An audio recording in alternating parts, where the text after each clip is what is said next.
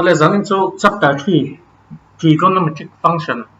thì cần chân về thu ngang à dẫn into thil cái còn try đâu hết đòn à anh em mình cái còn thì về xin đòn này dẫn đằng ai mấy là nói mấy thì thil thay cái gì movie editor thì về cái tia tin nghe này mình bùi đòn là chữ cái đó mà chữ cái anh thì phốt thằng à chọn y cấp bên khác cácเป็นตักไม่ข้าบูได้มาสู่วังส่วนนี้เป็นการที่เราเสียที่ตัวแล้วว่าพวกนี้เสียแต่เราเป็นการเสียที่ที่ตัวง่ายละสู่วังส่วนนี้จานินตันส่วน trigonometry กันเสียโดน trigonometry เทียมตัวส่วนนี้formula บาหัดง่ายนี่ formula สมงาบวกเวลาจู่อินเราบาหัด vector นี่มาZanin chuan voin chuan ni a theory tlang pui kha kan sei thuak anga next video chuan problem cho tak kan tum don ni heta hian trigonometry mingom ziam ran sei fe trigon ti chu side ti nan ya metron ti chu measure ti nan ta ma so bang chuan measuring the sides of a triangle ti nan ma triangle chung chang kha ani tlang puya en polygon poi triangle ati chang the han phela triangle ani chok deuh nge thin ni chuan hi lai mi hi initial line kan tianga he tian line he tian ti chhotai la hi terminal side kan yang he lampang kha initial side ati kha ma terminal side ti zong ni hen positive an yang he ti zong sanakal zong an ti khan negative sanakal lo zong he ti an ti khan terminal side ani positive ani sorry chuan a degree measure hi kan tlang puin tiang zong hen kan zinga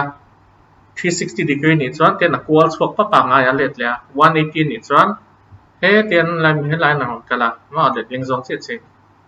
217 chuan 180 plus 90 kan kala ni 420 ni chuan 360 kha pel to chuan 360 pa ka sob kal le hi minus 30 nia minus 420 chu he tian a kola he ta hom le ten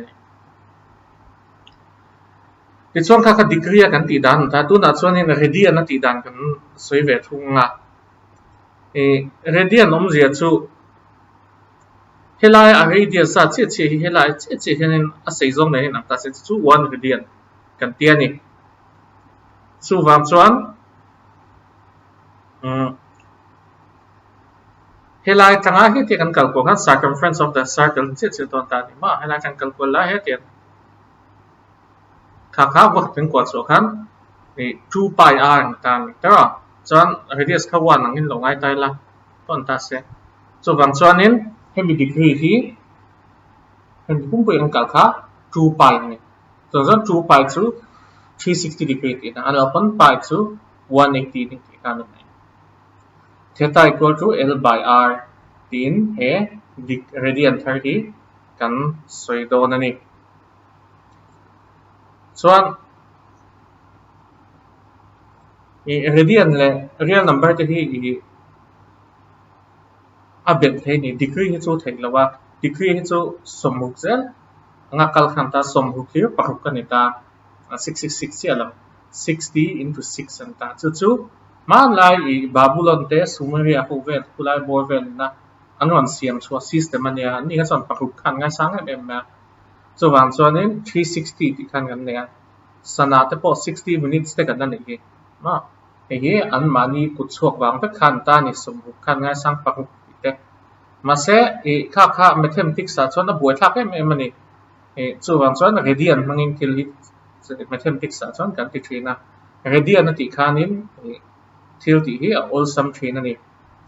chu wang chuan angle kan soi rang in degree anon zia chuan atlang puin radian ang ti chang the don ni a chan chu radian kha man tu ni ma mathematician ti tak chuan degree kha chu ami pui van tlang manatan kan kiam deuh le kan ni chuan hey degree le radian in convert kwal dan ni ta 1 degree kha pi by 180 radian ania 1 radian chu 180 by pi degree ni vel thungani chuan 30 degree hi pi by 6 ania 45 hi pi by 4 ania 60 degree pi by 3 90 ครับ pi by 2ก็เต็งซะครับให้มี table พวกที่ by หักไง table ที่เรา by หักเราส่วน notational convention ที่ผมเวลเลยค่าส่วน degree เลยก็เดียนนะอัน convert พวกดังค่านี่นะ example ตัวเองไตละ40 degree 20 minute ค่าก็เดียนนะอันที่จังตอนนี้180 degree ครับ pi ก็เดียนเนี่ยส่วน40 degree 20 minute ส่วนนี้40 into 20 by 60 entah 20 by 62 1 by 3 so bang chuan he dizat degree ni wangin pi by 118 kan multiply thapa chuan dizat hedian hi so kan ni 6 hedian ha degree ati chang vela du thumila pi hedian kha 180 degree ni chang 6 hedian so 6 into 180 by pi kan ha so nai ni pi kha 22 by 7 ti chang ha chuan a minute le a second vel te kana da thea ka chu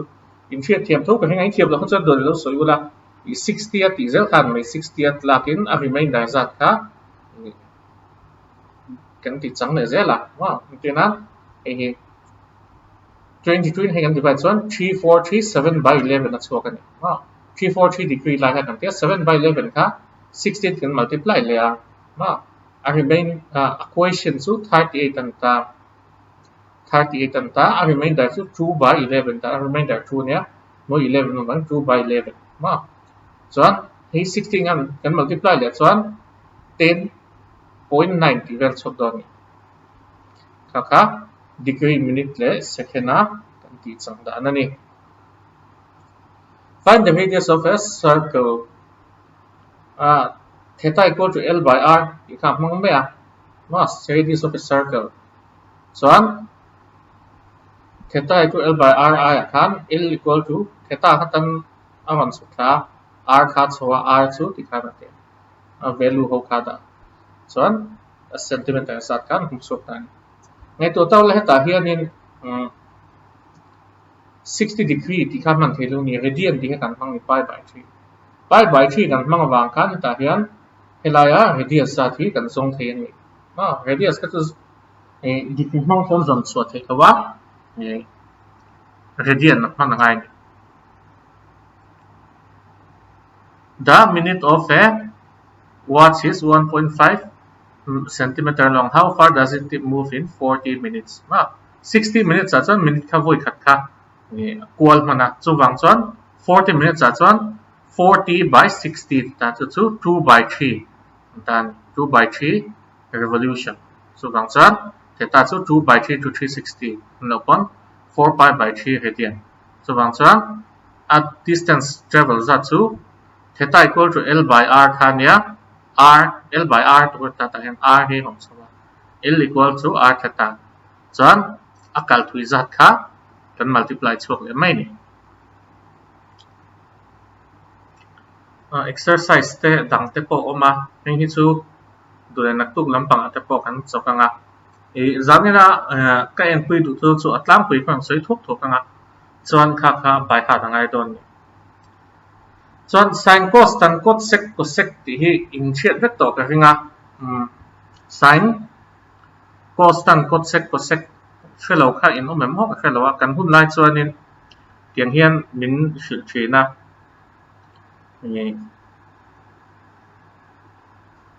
ta hian om che lo ni kon se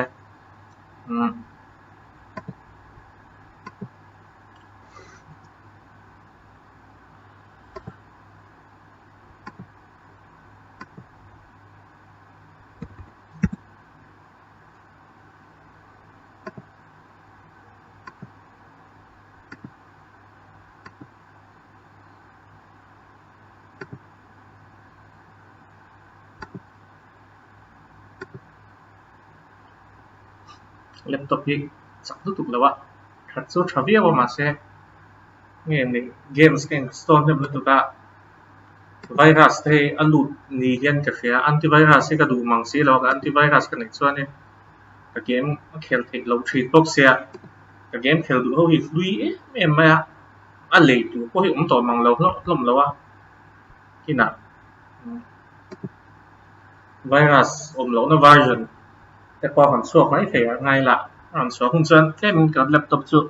Dìa thấy đâu mà nào.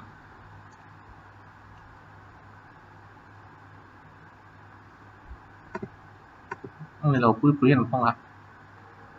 Sin cos tan cosec cosec ha. Chin chia tan all sum min dìa tia chin. Class 10 ngân đi lai gắn sạc tết. Mình chuyển chuyển.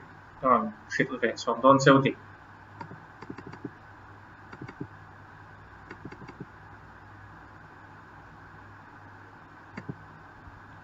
Class 10 kan nilai chuanin Mount Carmel School again kakala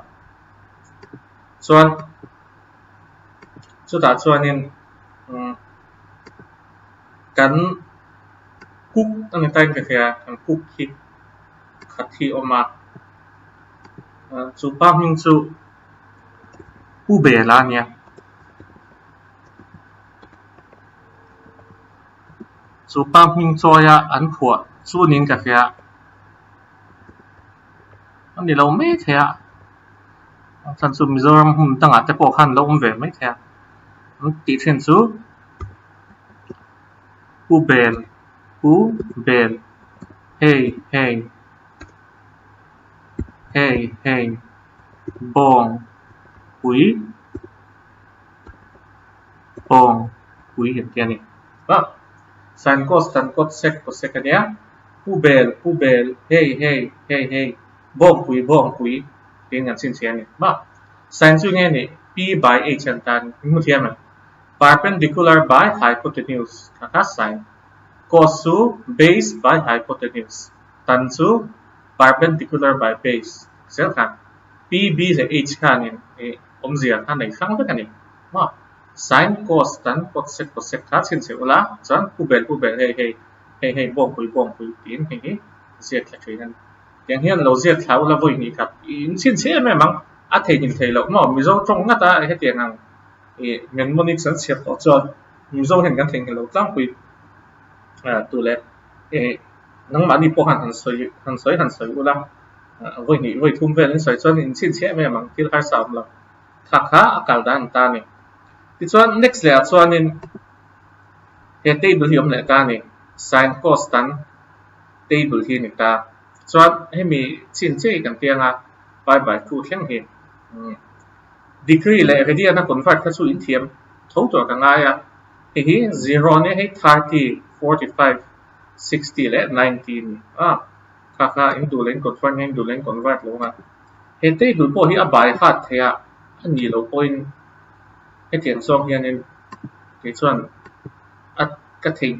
ปัตตาพินกระเทียกระติดเทียน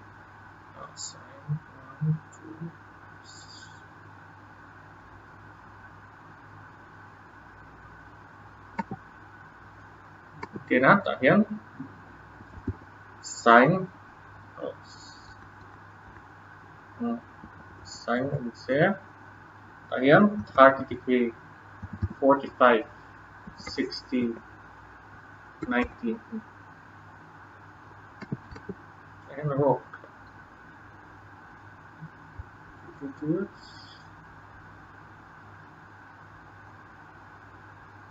insert rows loading anh chuyện mạnh rồi rộng sáng vào tahian cos tahian tan tahian cos tan gió khác cos tum gió nữa sec data cosec omani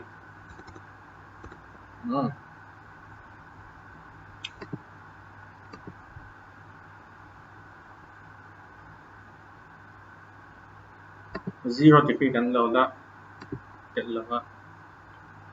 again 30 ta se again 0 so ama sabra kan ti tu chu sin 0 สำคัญตาเนี่ย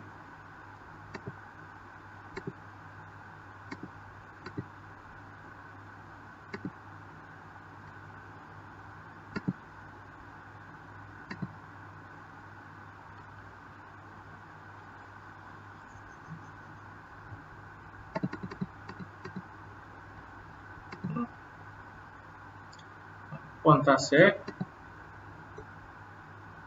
oops sorry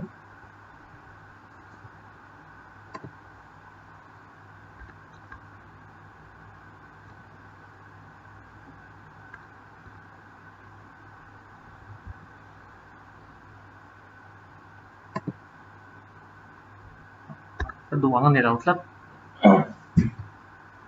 equation hắn thì trả lệ lúc này hắn diệt thì lăng chân hay anh ôn xâm mấy tuổi này mà chúng ta diệt thì tốt rất lâu ạ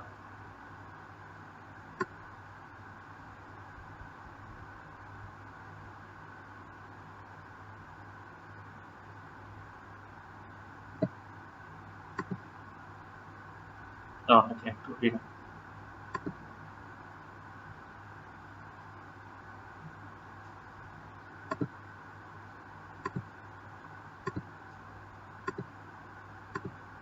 này sin 0 kan dần tụ chuan ta hian 0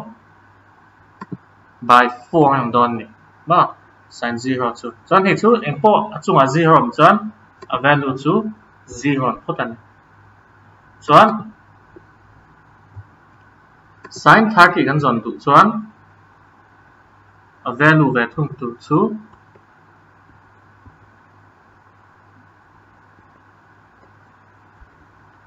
zero ai hian 1 kan dang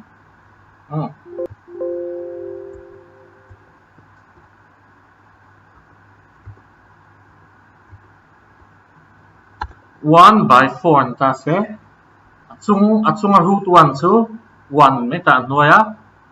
root 4 chu chuan ta chu vang chuan sin 30 chu 1 by 2 sin 45 về thung chu tu na miang thau khan ni lenga mà sẽ đăng làm tu chu 2 by 4 thung don tan ma hai 0 1 2 thì kan song đấy chuan chu chuin an nuôi mi 4 kan katanga chu chuan zang nge lo ne ba 1 by 2 don tera inilah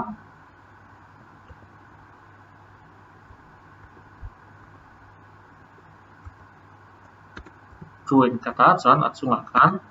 1 ta chu wang chuan hei a value tu chu 1 by root chuan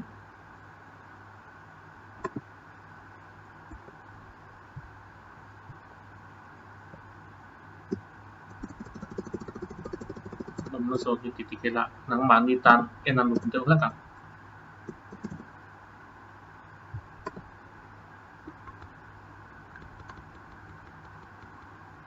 một tiền này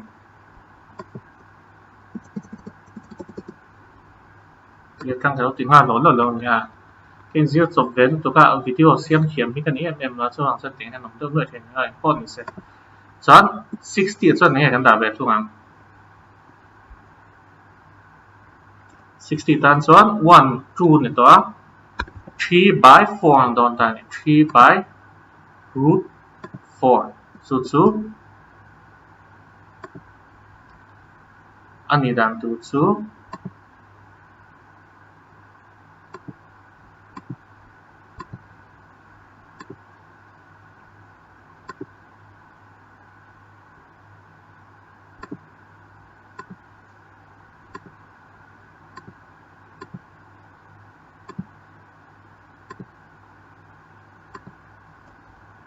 root 3 nya chuan 4 kha kan ti chuan ting hen ai koi kan sim tha to long nge teo kan sim tha ta sa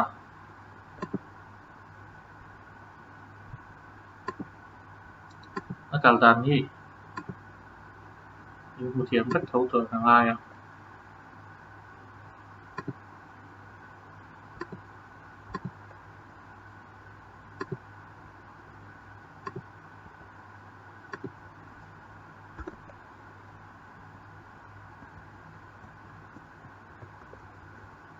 by 2 point tension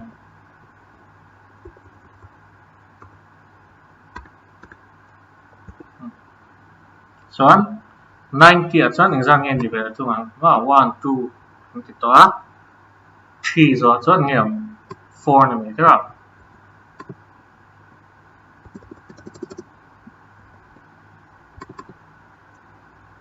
hi nia chu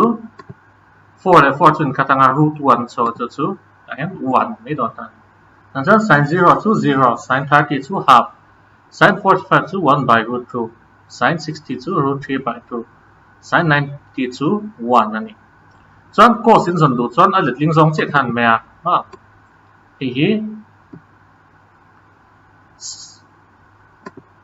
1 ma he lai mi ta hian chuan a dot mi hi ti than dot le mi kha copy paste ha chuan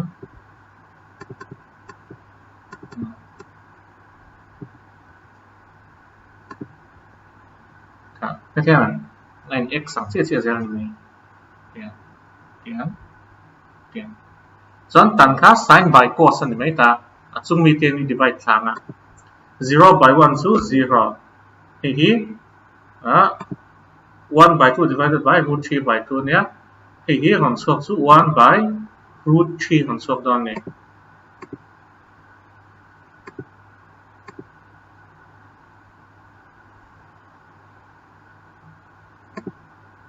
1 by root 3 hết số 45 cái số divide là hết cái này nặng chết chưa 1 xuống mẹ tại hiếm root 3 by 2 divided by half and then half ta số chọn 2 by 1 là chăng à đó chọn là phần số từ 2 root 3 ta cái này chọn 1 by 0 tiếng sang nghe kìa 1 by 0 to infinity infinity chuan kota chuan sin ne cos kan tiang phok khan a letling zong khan kile pang infinite ka kan copy paste a chung zon wa root 3 kan copy paste a ni kan copy paste a kan copy paste a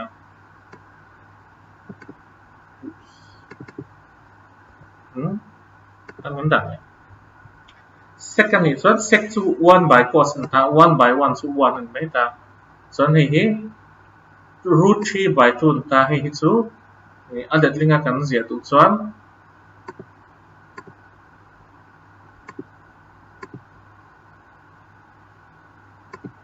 2 divided by root 3 kita hian 1 by root 2 that link and don ta so an chu chu nghe nè 1 by root 2 that link to root 2 này na so an 1 by 2 that link to 2 so hiện lại em need to 0 to 0 by 1 anh ta infinite by 1 mà 1 by 0 to infinite so an có set up so an cảm x lên nó hiện lại mi khá hay kan copy nga 2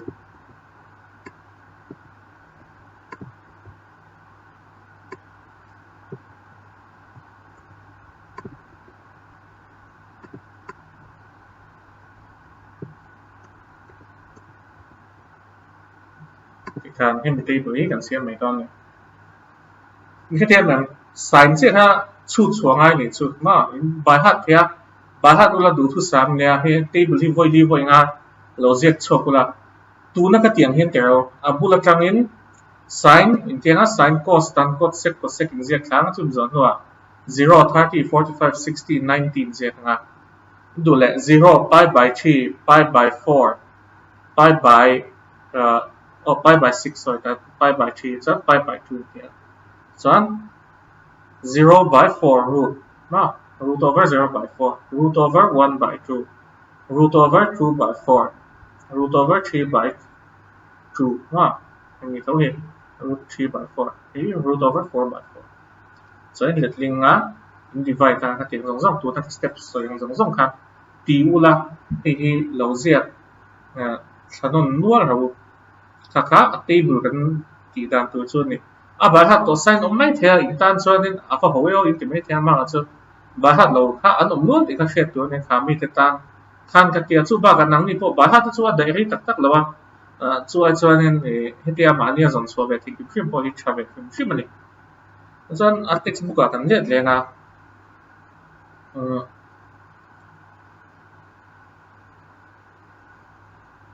dọn quadrant tăng số hiện cần zero thế nào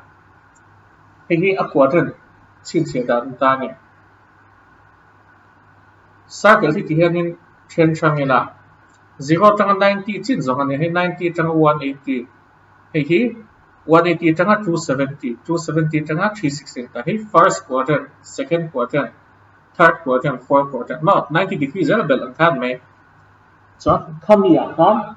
enge an sign hong tin ka first quadrant na chan engkim hi a positive ka ta hian sin ne cosec a positive fa ta hian tan le cot ta hian cos le sec a positive kan ha everything positive sin cosec